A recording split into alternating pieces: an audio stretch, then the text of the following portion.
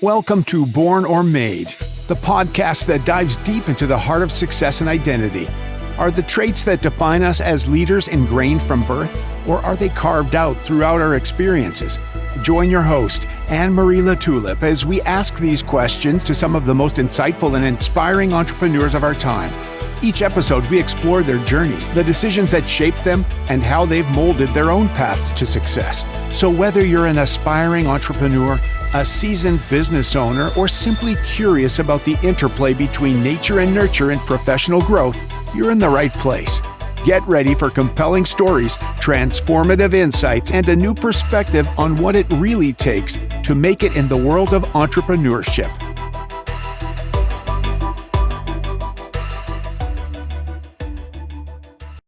Welcome back to the Born or Made podcast. I'm your host, Anne-Marie LaTulip.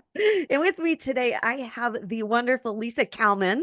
So excited to have her here. I will tell you a little bit about her. Lisa Kalmin grew up in the 70s as a Jewish American princess. She loved her bling, her family, and her friends, not in that order. Lisa's life was actually great. MBA, great job, high-rise condo. But she knew in her heart that there was more to life than happy hours and Neiman Marcus. When she participated in a life-changing transformational seminar, everything shifted forever. Yeah. I'm going to stop there because that sounds super exciting, and I'm wondering what that meant. So I'm going to hand it over to you to sort of tell us a little bit more about you, how you got to where you're at, and then especially about your life transformation experience. Oh, thank you. Well, thanks for having me. I super appreciate it. And sorry, I'm a little hoarse, everybody. I've had a cold, sinus infection kind of thing. I think I'll make it through. Okay. Yeah, so I grew up in Houston, Texas. Great childhood. It was a great place to grow up, honestly. And interestingly enough, this is a little bit kind of interesting, I think. My dad was Jewish. My mom was not. Okay. And when I was born, my mom wasn't super religious, but my mom's mom was very religious. She's Southern Baptist. Oh, dear. Okay. Yeah. Isn't that fascinating? Yeah. So when my mom and dad had me, they decided I would be raised Jewish. And my mom said, to my grandma, we're going to send Lisa to synagogue. And my grandmother, who I is passed and I adore, said, well, don't send her there, take her there. So her point was, participate with her. Right. And so neither of my parents were very spiritual or religious. So I did grow up in a kind of mixed household. Like we had Christmas, we had Hanukkah, we had the whole thing. And my cousins and the people I went to high school with were predominantly Jewish. And so I felt really blessed. I went to the University of Texas. I graduated from there. I actually graduated with a broadcasting degree, radio, TV, film. Interesting. Nice. Yeah. And kind of realized close to the end of my undergraduate, like, yeah, you know what? Getting into that industry felt more like luck than skill. And so for whatever reason, I'd always liked business. So I got an MBA.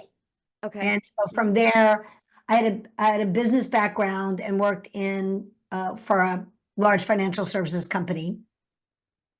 And really was living, that sort of 80s single life. I had a condo, I went to happy hours, I had friends, I did, okay traveling, boyfriends here and there, whatever. Yeah. And my territories were Houston and Denver. And when I went to Denver, there was this vitality and energy going on in that office that I thought was just, amazing.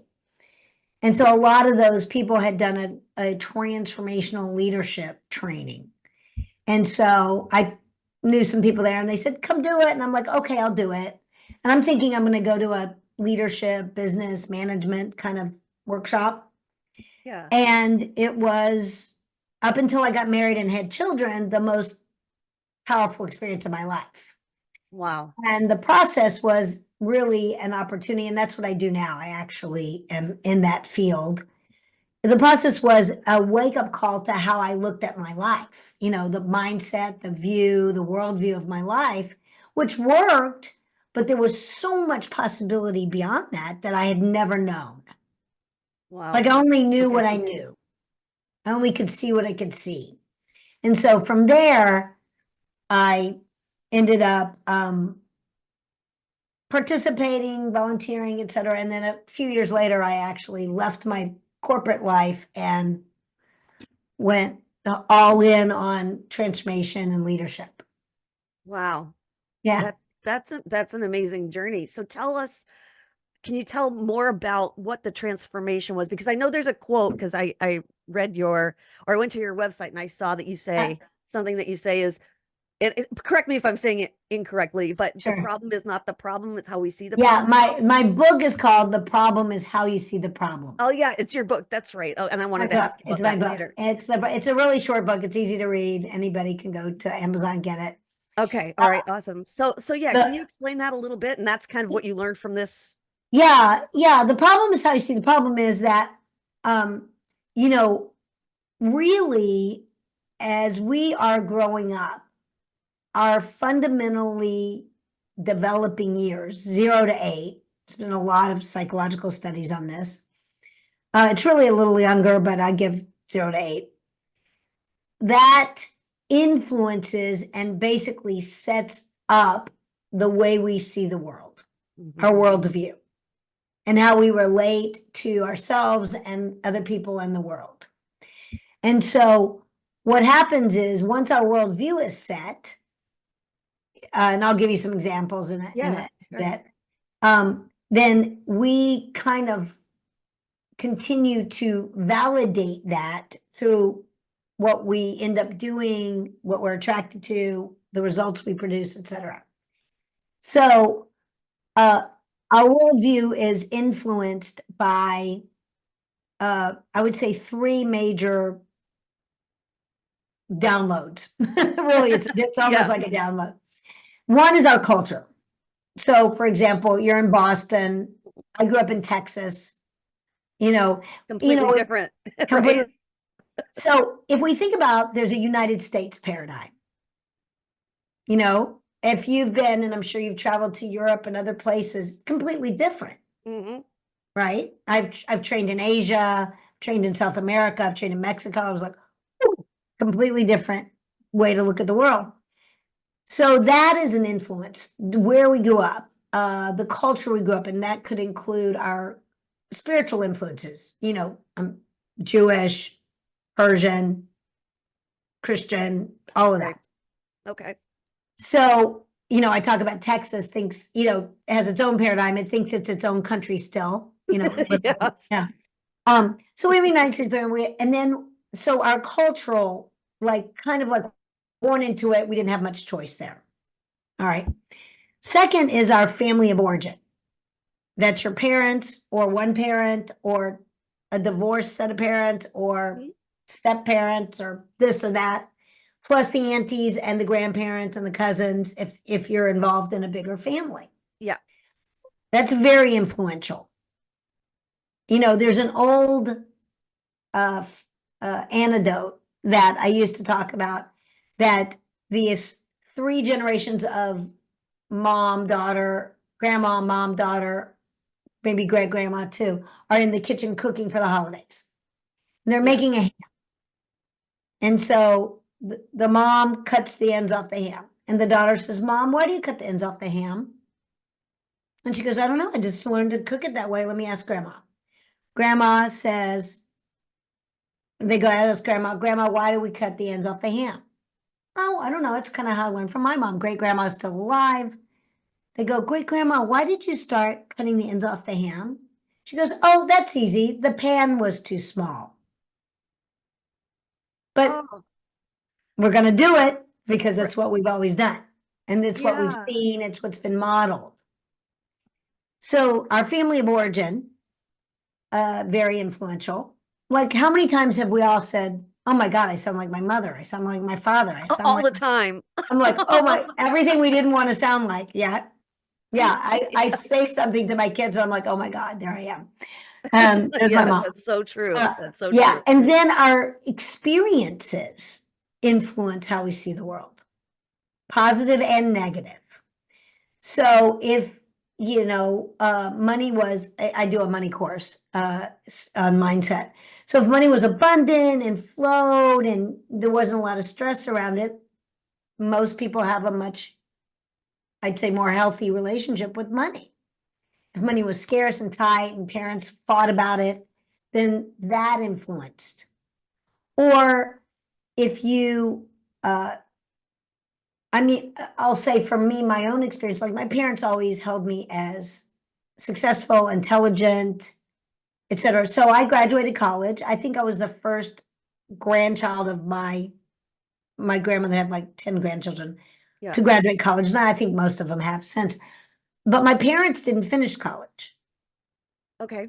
So, but my clarity around going to college was very much that I felt valued for my intelligence in my home. Okay. Yep. So that's a positive influence. If somebody grew up and dad left, let's say dad left at a young age, was a girl, wasn't really present in her life, very deep emotional wound, she may make up a belief because it deals with beliefs, not spiritual beliefs, but mindset, limiting beliefs. She may make up a belief that she's not worth loving or not valuable. And so what happens is, and I've seen this thousands of times, we'll take those beliefs and even though they're not true, we will validate them through our unconscious behaviors. So a woman like that might end up having relationships with men that leave, don't value her, maybe have a substance abuse problem, etc. It becomes a pattern. Yes. It becomes a pattern. That makes so much sense. Yeah. So going back to me, that when I woke up to this, it was so illuminating that I went, oh my gosh. And like I said, I was never abused. I was never sexually, I didn't have any of that trauma, but I had my stuff from my parents. My parents divorced when I was in my 20s.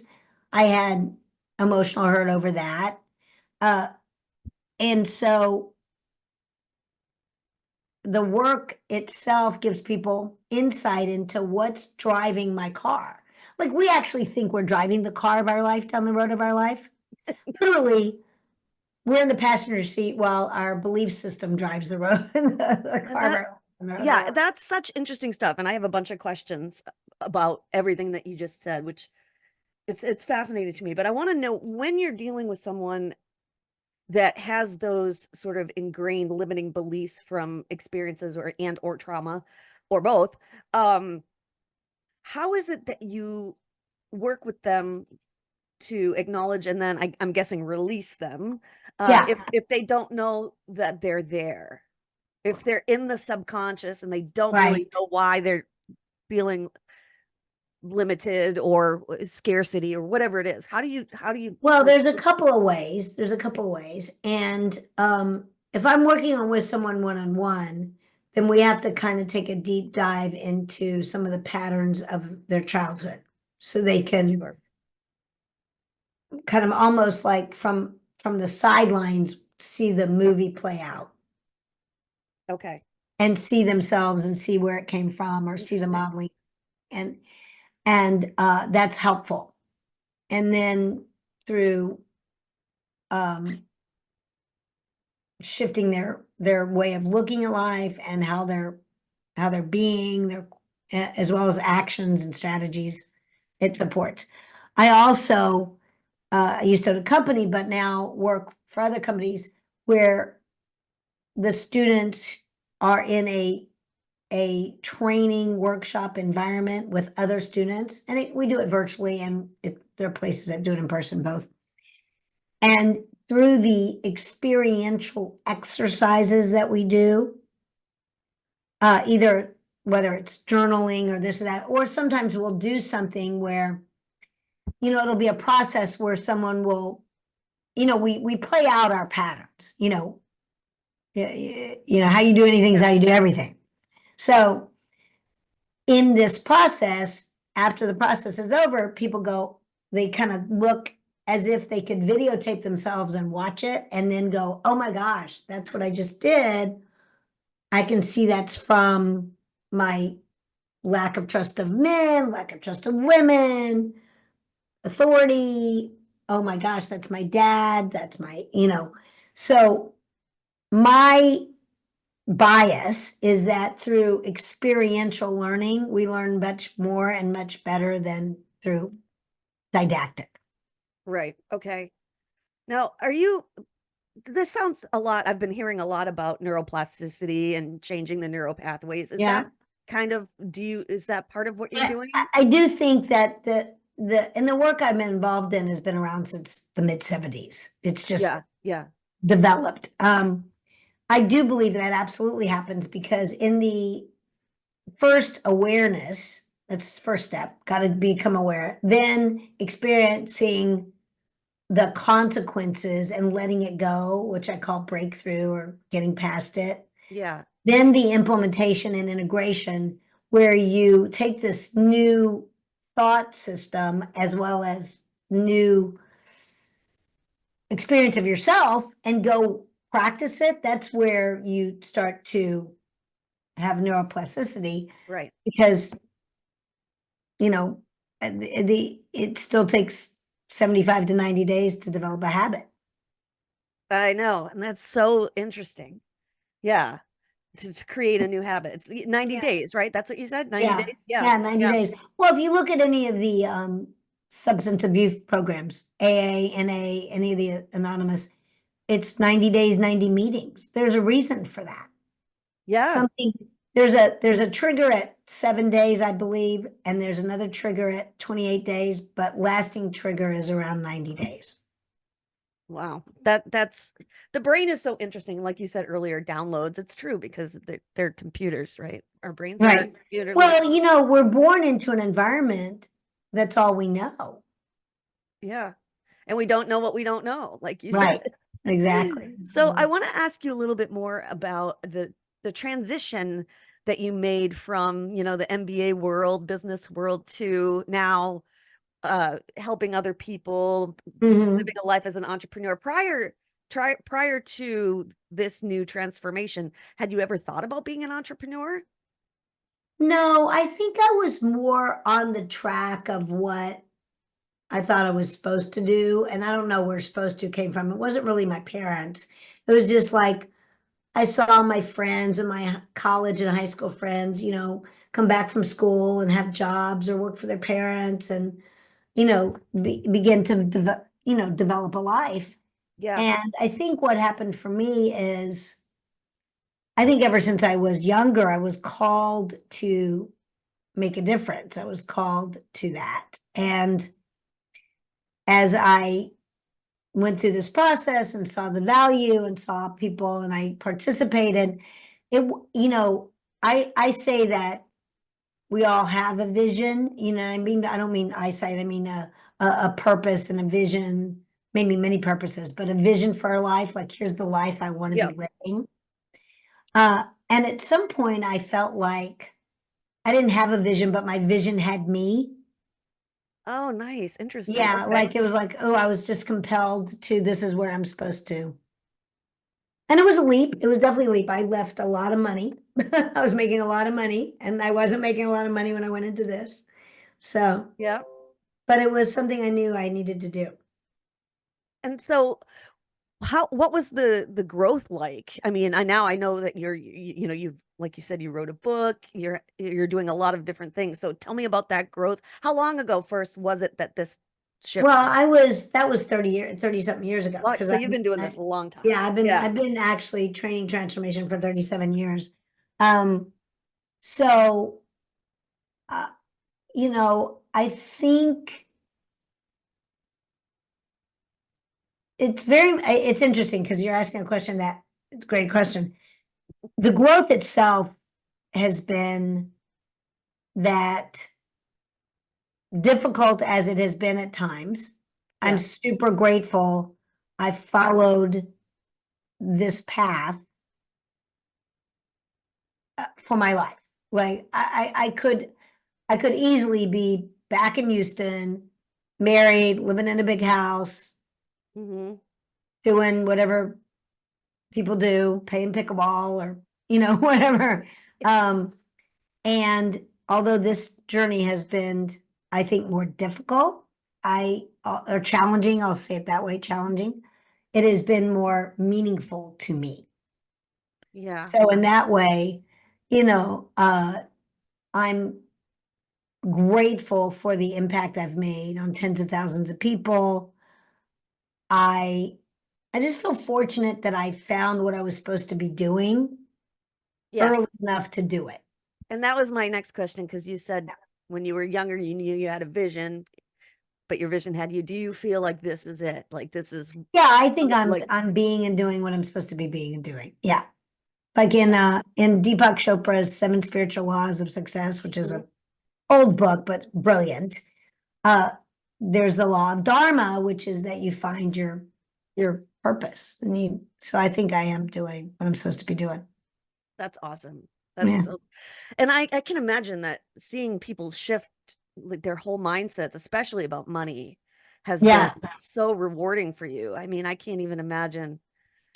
Here's what I love is that I'm really help both men and women, but I really help uh high achieving women who have like a dormant vision stop under earning and step Yeah, into big prosperity. Because my experience is many incredible women are under earning given who they are. I absolutely agree 100%. Yeah. And I'm really uh excited about and have a way to help them let go of that. Again, it's mostly, I talk about you're always one conversation away from a breakthrough or transformation, meaning Yes. one interpretation in your head. Like I help them get beyond that belief they have that they aren't capable, deserving, valuable enough to ask for what they deserve. Yeah. And so tell us about the book. We touched on it earlier, but when did that come into play? Have you written more than one book or? No, I actually am looking to write just a second edition and update it and then write a workbook with it. Oh, great. Okay. So the problem is how you see the problem. I wanted to write a book for a few years, and then I did a course, and the book was half written in the first few months, and then for 3 years I dawdled. And like many people who want to write a book, I felt like what I had to say wasn't new, wasn't going to be anything exciting. Finally, I just got tired of waiting and did it. Yeah.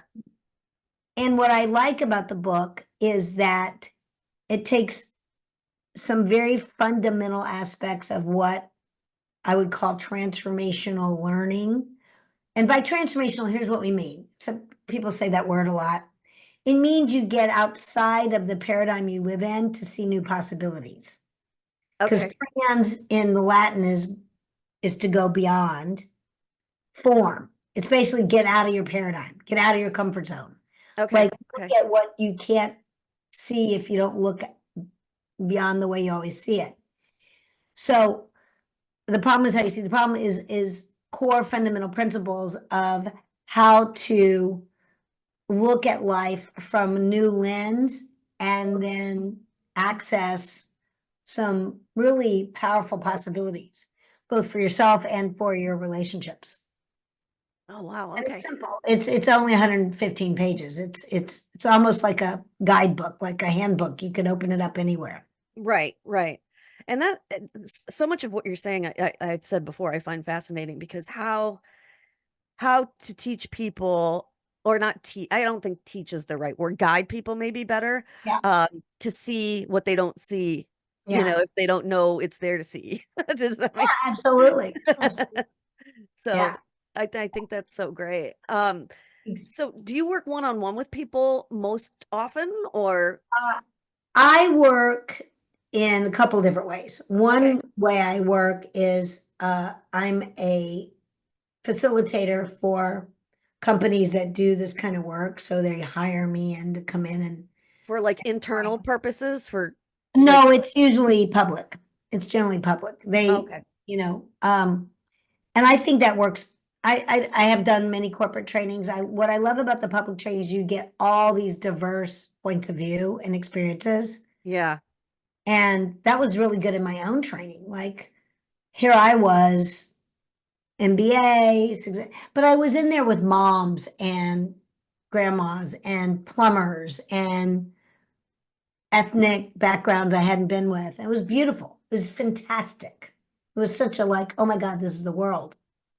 So I do that. I also, as I said, I train a money mindset course that is called Money, Wealth, and Miracles. And it, as I said, it gives women, and I have some men in there too, a wake up call to the way they relate to money and a complete shift in that, as well as I do one-on-one performance coaching for high achievers.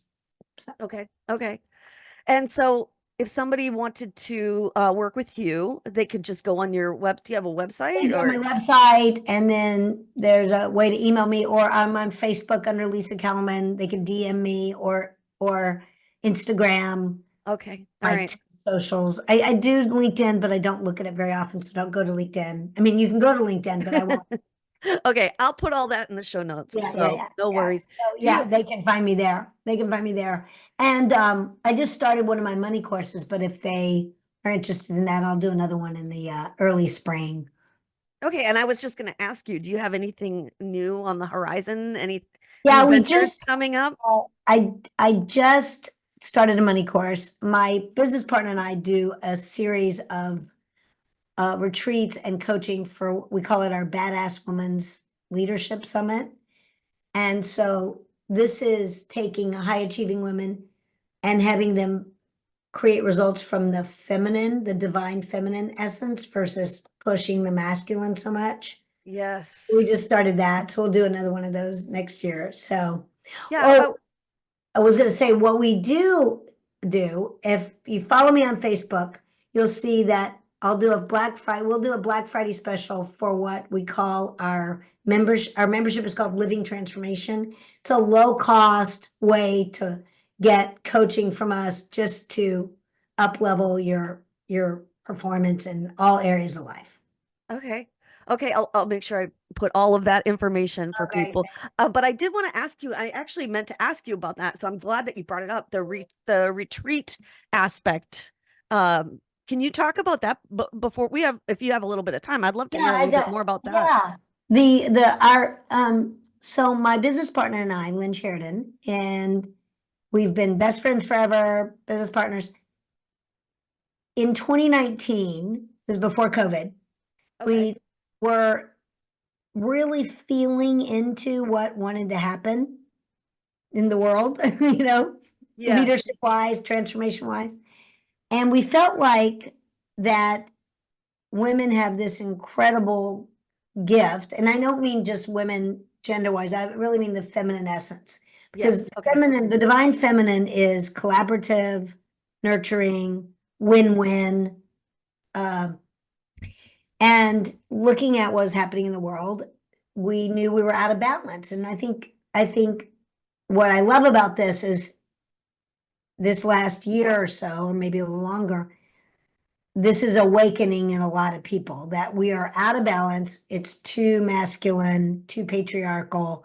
We've got to balance this out. A friend of mine said it this way. I thought it was so brilliant. She goes, look, we've been flying like a bird with one wing as a culture, which means you're going around in circles, right? Yes. The masculine wing. So now it's time to bring both wings out. Oh, I love that. That was so beautiful, right? Yes. And so we designed what we called the Badass Women's Leadership Retreat. And it is we meet in person. So we did not meet during COVID. So we took a hiatus, and then, because it really is a very intimate environment. Okay.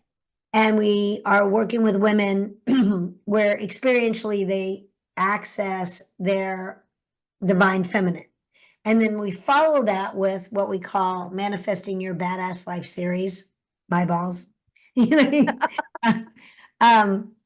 where they declare big results, like huge success, and we coach them and guide them to access it without the masculine push, but through the feminine flow.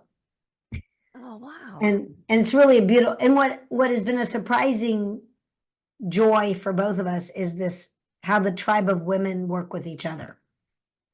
How the group of women, I don't know if tribe is the right word, but the group of women work, sisterhood of women work with each Sisterhood. other. Yeah. Yeah. You know, it's funny. I had never heard that term. I'm totally familiar with what you were talking about, the imbalance and the sort of male dominance, and nothing against any men. Like No, I'm no, no, not, it's no, not their not at fault. all. It's just Yeah, what's happened. It's right. nobody. Exactly. But I had never heard anyone refer to it as the divine feminism. Is that Yeah. what you said? Yeah. Divine Feminine. feminine? Yeah. The divine feminine. And that is a divine masculine. And when we are whoever, and look, some relationships go back and forth. Mhm. Female gender might take the masculine role and male Sure. depends on your relationship. But if we look at the traditional generality, we as women in kind of taking our power back in the 70s because we were so suppressed, Yep. reacted from the masculine. So I believe, and we've seen that when if it is a woman is operating from her more divine feminine, it actually elevates the men in her life. So I have twin sons that are 14. That's a whole nother story. Oh, wow. I didn't birth them, but and I have twin sons. And I kind of realized, especially as they hit teenager years and the male hormones are I can't imagine. in, the more I operate from my receptiveness, nurturing, doesn't mean I don't hold boundaries, got to hold the boundaries. Yeah, sure. Yeah. Then the easier that relationship is and the more empowered they are. Why do you think that is? Well, I think that it's the polarity of energy that empowers each other. Interesting. Yeah, because especially at that age, one wouldn't necessarily think that would be the case. So that's really interesting to I don't think it's cognitive. It's not that they're thinking about it. No, right. It's just It's happening. cellular. It's It's cellular. the energy. Yeah, Yeah. yeah. Wow, that is really, really cool. And by the way, you must have your hands full with two 14-year-old boys. I Yeah, cannot. it's a fun time. Yeah, we have one 16-year-old. Well, my boyfriend does, and that's enough. Yeah, yeah. Well, I know we're headed into, if not already, in the dark night of the soul. So we'll see when we come out. All right. Well, listen, we're coming to the end here, but I always, at the end of every episode, I just fire off a couple random I love it. questions just to Brene get Brown. Wait, who? Renee Brown? Does she do that? Brene Brown. She does it at the end of her podcast. She goes like a playlist you would take on a desert island and Yeah. Oh, shows okay. That's you not one of my binge. questions. Yeah, but anyway, I like it. It's good. All right. Awesome. Okay. If you had the opportunity to go to outer space and walk on the moon, would you take it? Yeah, for sure. Really? No hesitation there, huh? No, I grew up in Houston. I was an astronaut. Oh, yeah, that's right. That's right. That's right. Okay. Did you ever see the space shuttle take off? Probably bunches of times, huh? No, because it didn't take off from Houston. It took off from Florida. Oh, Yeah. that's right. That's Yeah, right. yeah. It landed in Houston, right? It Maybe. depends. They Okay. landed in the ocean usually, or the shuttle itself landed at airports, but I was Okay. gone by then. Yeah. All right. All right. So next question. If you could have dinner with anyone in the world, alive or dead, who would you choose? Well, I've been asked this question before. One of my answers to that was Moses Oh, interesting. Okay. because of the incredible faith that it took for him to almost kill his son, go up to the mountain, Yep. have his people revolt when it was all happening. Yeah, that would be definitely one person that would be quite something just to know what it took to trust at that level. Right. I know. My answer is Jesus. So that's similar. Well, That'd be really, really, really cool. yeah. And then the next one is just more, I'm just curious. I ask everybody to increase my reading list. What one book has inspired you, whether it be professional or fiction, over the years that you still think about? Well, I have probably, I'm going to give you more than one because there are some Okay. key ones that helped me awaken. Uh, uh, Gary Zurich, Seat of the Soul, Okay. Neil Donald Walsh, Conversations with God. Now, Oh, there's some more than others. Uh, let's see.